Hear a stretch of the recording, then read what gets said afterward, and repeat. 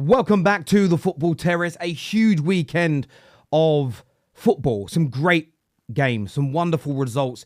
But VAR dominating the headlines again. The PGMOL at the centre of what's going on. And yes, we've broken down the football. Yes, we'll continue to do that on the terrace. But these incidents need to be looked at. Not just were they right and wrong in the first instance, but what about the consistency of these decisions? Which is more the talking point, I think, from fans, but it seems to ever more be getting ignored. Yes, we have some disclaimers that are going up on the screen because we have to for the people that are hard of listening, I suppose. But let's start off with the red card for Arsenal. We know that Arsenal fans are saying some are saying they were robbed. We know some Arsenal fans believe there's a conspiracy. But let's delve into this in more detail. Let's take a listen. It's fresh in the mind. They know what they're looking for. They're looking for the ball flight. They're looking for the nearest defender. And I thought that was the correct decision as well. So really good from the VAR.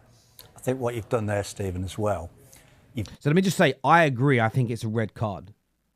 Absolutely think it's a red card. That isn't really my argument.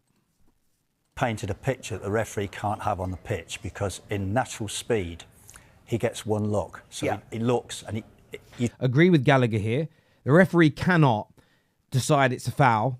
How far away is the defender? How far are they from goal? What direction was the ball going in? How many millimetres away were the covering defenders? How fast those covering defenders are? Who the striker is? How good is he at finishing? Who's the goalkeeper?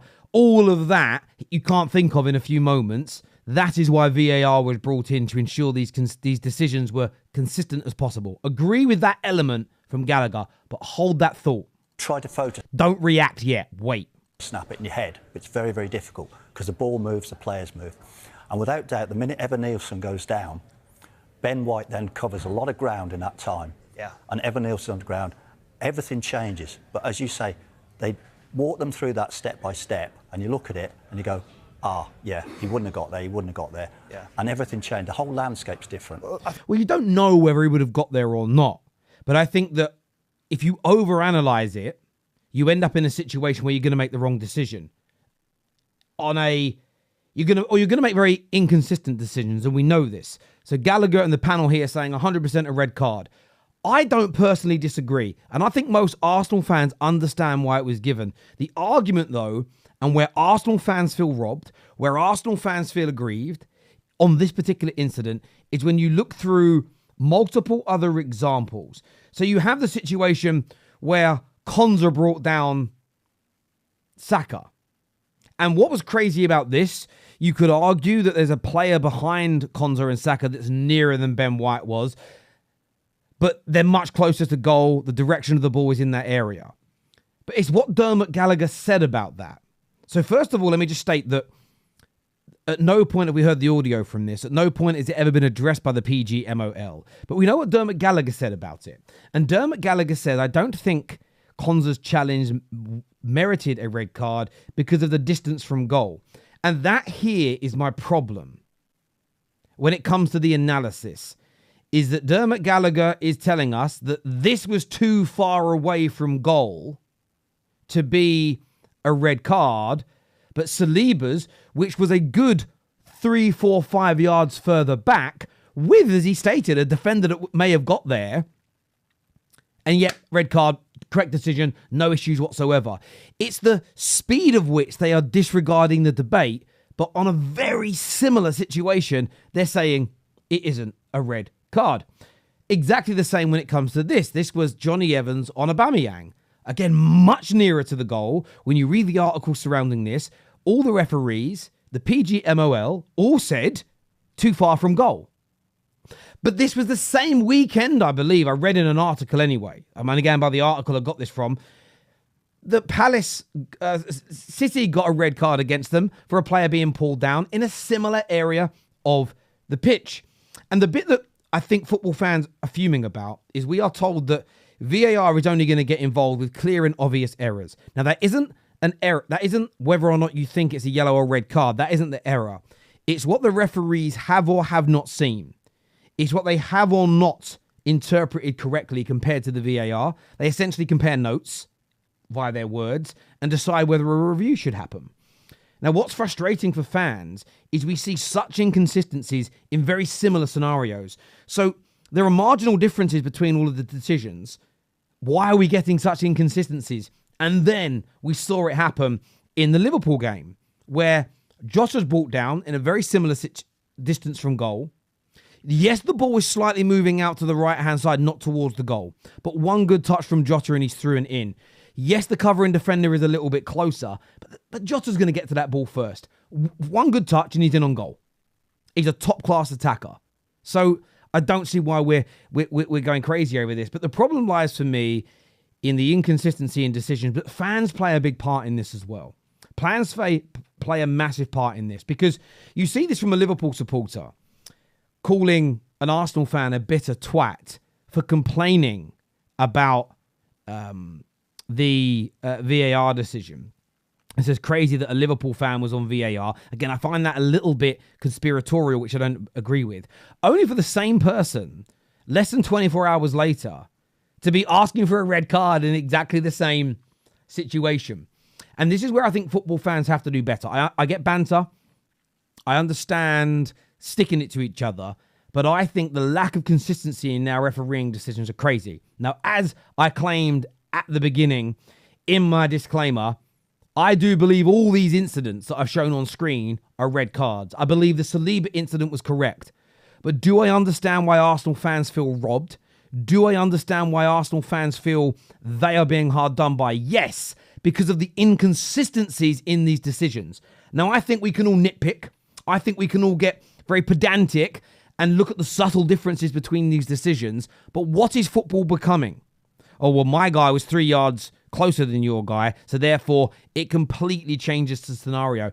I think it's going far too far. And by the way, we were always told that it was only the objective decisions, like offside and the ball crossing the line, where even if it's a millimetre, it counts. When it comes to the subjective decisions, what they have told us forever and the day is that the referee's call holds more weight. And yet all these other decisions that they've gone against Arsenal, it's almost the referee's call has been stuck by almost every single time, barring this one. And for everybody else, the referee's calls are not being stuck by when it benefits them. And I think that there is such a problem here. And one thing I will say again, I don't think there's a conspiracy against Arsenal. I don't think the PGMOL think, right, let's ruin Arsenal's season. But I understand their calls. I understand how they feel. As a Man United fan myself, even this weekend, no one's talking about it but me. I understand why De Ligt had to leave the pitch, but it's a stupid rule. The game should be stopped until the situation is resolved. We should or be able to bring a substitute on for a time period, especially for a head injury. The opponents take a player off, whatever it may be. Let's keep it fair. At the same time, people go, letter of the law, Terry, when they like the fact that a team has been damaged by a referee. But yet they're not screaming letter of the law when Brentford got away with 2 yellow card offences on counter-attacks, slide tackles from behind, bringing our men down on counter-attacks. No one's crying for letter of the law there. I'm sick to my back teeth of fans in this instant helping this inconsistencies remain. We must do better, in my very humble opinion.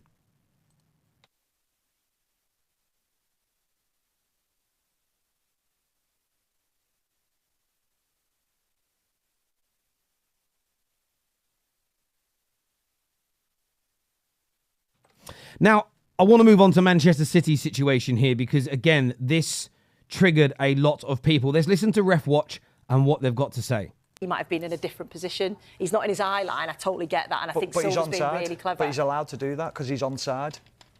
Because you can't be offside from the corner.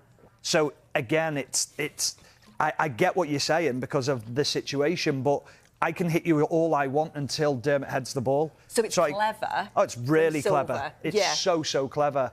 Because I spoke to Tim Howard about it. I agree. I don't think Silva done anything wrong. I think it's a goal. I think this should stand. Again, City getting the goal isn't the problem. It's the lack of consistency, and we're going to get into that. Yesterday, and he was like, it's a goal. Yeah. Ex-goalkeeper, he was like, it's so smart. But now what you've got to do is you've got to get another player in front of your goalkeeper to shift that player out the way and stop them having that impact. Or your keeper comes and deals with the situation. I absolutely agree. And the key issue there, as Stephen says, is the fact that it's corner. So he has an amnesty from offside. Yeah.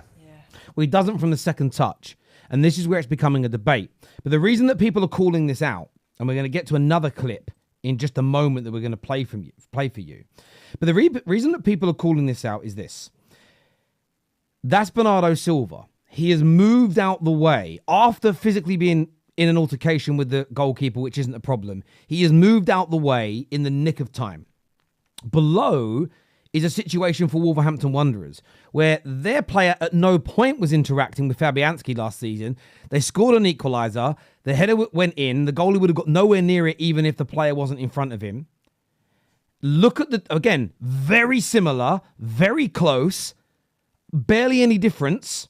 One goal was given, the other one was disallowed. But this is what Gallagher had to say about that said situation. And I think it is really, really important to listen to this. Molyneux, there's been a lot of big VAR calls involving Wolves this season. They thought they should have had a late equaliser. When Max Kilman thought he'd scored, it was given offside to Under Chirewa, the man in the way, in theory, of Lucas Fabianski. So, granted, he is slightly more in the way than Bernardo Silva. Bernardo Silva was there in the way of the goalkeeper, and just as Stone's about to hit the ball, he moves out the way, okay? People have argued today, and I think it's a fair argument, that even though you're looking, if I'm looking straight at me and there's somebody here and they move, that's still a distraction. They're not blocking your eye line, but it's still a distraction in front of you. But when you watch this goal in real time, it doesn't matter if the player's there or not. Fabianski cannot get to it. But listen to Dermot Gallagher. What do we think here? I can't see what the argument is, really, you know. He says, I can't see what the argument is. That's my problem. Some of you will say, Terry, I think it's different. I think there are subtle differences. But that subtlety is so small. But yet you get Dermot Gallagher, and the PGMOL did respond to this and said the same thing. We don't see what the argument is. We see this as a clear problem. But yet with other similar incidents like Bernardo Silva, no, but Bernardo Silva was clever. I see no issue with that. And football fans, I think, when we're being... And by the way, back to my disclaimer, I'll put it back up on the screen because you all know I think this. I think City's goal 110% should have stood. I am questioning the inconsistencies in similar decisions.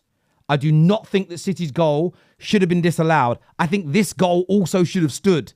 Please understand what I'm saying, City fans. If you're getting mad in the comment section, it's because you are not listening. It's because you're being too tribalistic. Both goals should have stood. Now, let's continue listening. If you look at the forward, he's in contact with the goalkeeper. But he isn't in contact with the goalkeeper. Again, that isn't even true. When you put this still shot back up, he is not in contact with the goalkeeper. And at no point before the corner was taken was he interfering with the goalkeeper. Bernardo Silva's been clever. He interfered and moved out the way. The player's just standing there. You can actually... Fabianski has got sight here of the ball. And he can still dive. He can still move. He is not being pinned down. What Dermot Gallagher is saying here isn't true.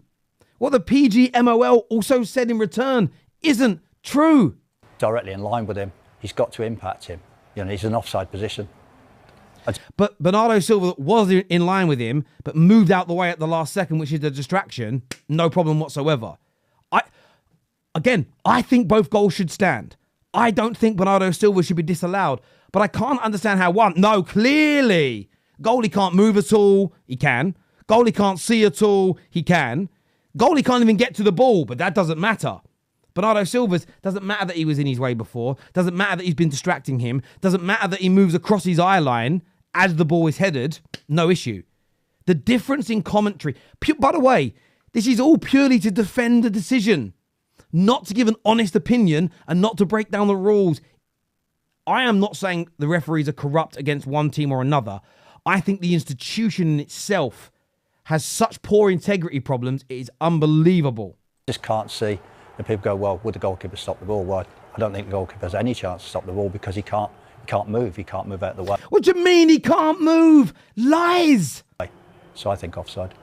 Absolute lies, in my opinion. And it isn't the only situation we saw last season like this. Rasmus Højlund. My picture didn't go up in full. Let me fix that now so that's done. There we go. We can move that. Rasmus Højlund here. Johnny Evans headed the ball. Rasmus Højlund isn't standing directly in front of the goalkeeper. And that can also be shown in this image here. The goalkeeper can see there is no contact between the two of them. Rasmus is just standing there. This was disallowed. And not only was this one just disallowed, every element of it was agreed to by Dermot Gallagher, by the PGMOL. It wasn't even debated. It wasn't even a question. Fair enough, Man United went on to win the game. I spoke about that decision for about 3 months last year. People just think I talk about Arsenal situations. I don't. I talk about many of these. And yet there's no conversation about it. All 3 of these goals are very similar. 2 were disallowed. 1 was rightfully given. The debate is around the inconsistencies and what should happen. And I wouldn't do it with this amount of animation in me. But what needs to happen is all 3 of these incidents need to be shown to Howard Webb. And he needs to be questioned difficultly, concisely, but not just accepting his first answers. We need to understand. And should these subjective decisions be so pedantic in the sense of, well, look, there is a difference, Terry. One guy was 3 or 4 centimetres nearer to the goalkeeper than somebody else. I think football fans don't buy that. I think football fans, by the way, the players, the managers of all these clubs think it's wrong, not just the ones who get hurt by it. Yet the mainstream media and the PGMOL seem to push it. And the only group of people that help them are rival fans. And there will be City fans, there'll be Arteta haters, there'll be people that hate Wolves maybe, that will sit there and be like, no, we agree, they got it right. And some of you will even say, Terry, why are you moaning when you think they got the right decisions this weekend? It's about the inconsistencies. I want the correct decisions, but I want protocol to be followed, which we've seen it not followed in many a game. And I want consistency. Now, all of those goals that we've shown on screen, Wolves, Cities, United should stood. All of the last man, even though that's not the rule, the denied clear goal scoring opportunities should have all been red cards. The question is, they're not. And the bullshit they feed us, the rubbish they feed us to try and convince us otherwise. When you go back and look at previous articles or previous things they've all said on video, they just contradict themselves. And now, if you're a football fan and you were defending them, I think you are, on this subject, you're the enemy of football. I don't think this is helping us at all. Do I think there's a conspiracy against Arsenal? No. But do I think Wolves? Do I think Arsenal are right to feel robbed? Are they right to feel aggrieved? Absolutely. And let me just end this video by saying this. I think it's absolutely right that Arsenal fans call out starting lineups, substitutions, Martinelli's finishing, Saliba and Trossard's mistakes, as an example this weekend. Right, they call that stuff out. That doesn't mean you can't also call out the people that are officiating our games. The fact that we have, like, fans online have almost been forced, pushed, almost bullied into this mindset of, well, I better not say nothing about the ref because people will say that I'm giving my club excuses. You're not. You can literally criticise 2 things at the same time. It's crazy to me. Thank you all for tuning in. And before I leave, I'm going to leave you with my final disclaimer.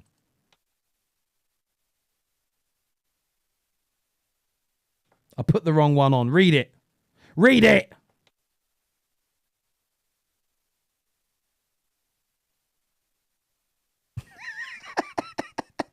I only did them for a laugh. I'm only messing around because some people will think I'm trying to shit on City or just defend Arsenal. And if you that is what you've heard in this video, oh God, you must hate me. But if you do, thank you for turning up. Because I think my channel might die if all my haters went away. Listen, take care, goodbye, God bless, and I'll see you all again soon.